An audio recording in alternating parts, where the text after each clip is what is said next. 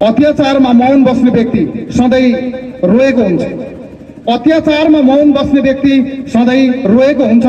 धृतराष्ट्रको मौनताले नै उनका 100 छोरा गुमाएको थियो। यो एउटा कोटेसन हो, भनाइ हो। अत्याचारमा मौन बस्ने व्यक्ति सधैँ रोएको हुन्छ अरे। अत्याचारको व्यथितिले त्यसका विरुद्धमा बोल्न नसकेर कैयन मानिस रोइ बसेका छन्। उनीहरू आफूलाई विद्वान ठान्छन्। कोही कलेजमा प्राध्यापक छन्, कोही हस्पिटलमा काम गरिरहेका छन्, कोही समाजमा अगुवा भनिरहेका छन्। तर पनि भ्रष्टाचार र व्यथितका विरुद्धमा उनीहरू बोल्दै एक हुन समय लाग्दैन, तर इमान्दारहरू कहिल्यै एक हुँदैनन्। त्यसैले भनिएको छ, चोरहरू एक हुन समय लाग्दैन, तर इमान्दारहरू कहिल्यै एक हुँदैनन्। मैले धेरै साथीहरूलाई भन्ने गरेको छु, यदि मान्छेले भाकल पुरा भएन भने भगवान फेर्छ। पार्टी फेर्नु त स्वाभाविकै हो हजुर। मैले कतिपटक भन्ने गर्छु, भाकल पुरा नभए मान्छेले भगवान फेर्छ। पार्टी फेर्नु त स्वाभाविक नै हो हजुर।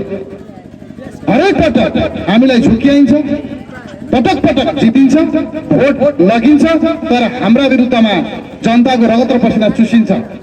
त्यस कारणले पनि हामीले सोच्नुपर्ने बेला भएको छ।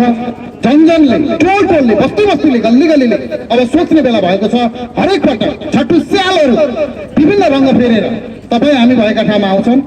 त्यस कारणले हामी सचेत हुन जरुरी छ र यी विभिन्न कार्यक्रमहरूले यहाँहरूलाई सचेत गराइरहेको छ र राष्ट्रिय स्वतन्त्र पार्टीले अब टोल बस्ती गल्ली सडकबाट यहाँहरूलाई सचेत गराइरहेको छ।